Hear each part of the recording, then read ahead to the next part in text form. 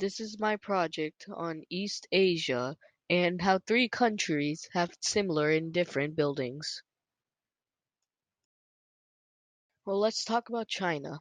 Well, its population is 1,385,000,000, which is first in the world. Its largest city is Shanghai. Its area is 3,075,000 square miles. Money is yen renminbi, and the GDP per capita is $16,700. Now let's talk about Taiwan.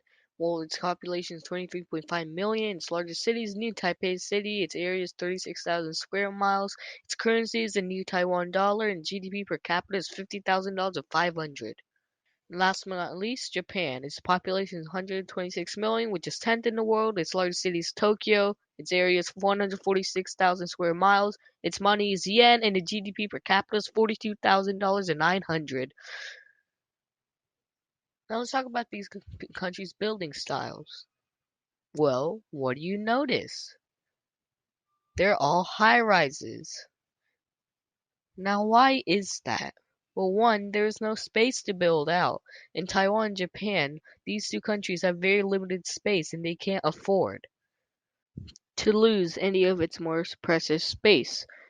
Two, there's a huge population. This is particularly for China, and it needs a lot of space to be able to accommodate those people, and building up is just working. And three, it is efficient because it doesn't cost that much money and it is helpful. These countries' rural aspects. Well, let's look at them again. Now, there are some differences here, but they're mainly similar. It's usually about the landscape that seems different.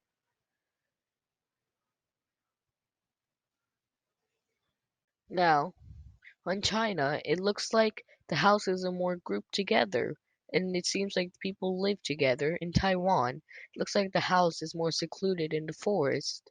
And then in Japan, the house is really large, and it seems like it accommodate a huge family.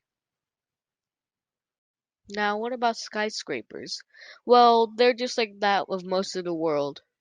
They're just elegant, tall, and usually there might be a few architects who make these buildings unique. Now we're coming to the end of our presentation, and I hoped you learned a lot about these three countries and their buildings.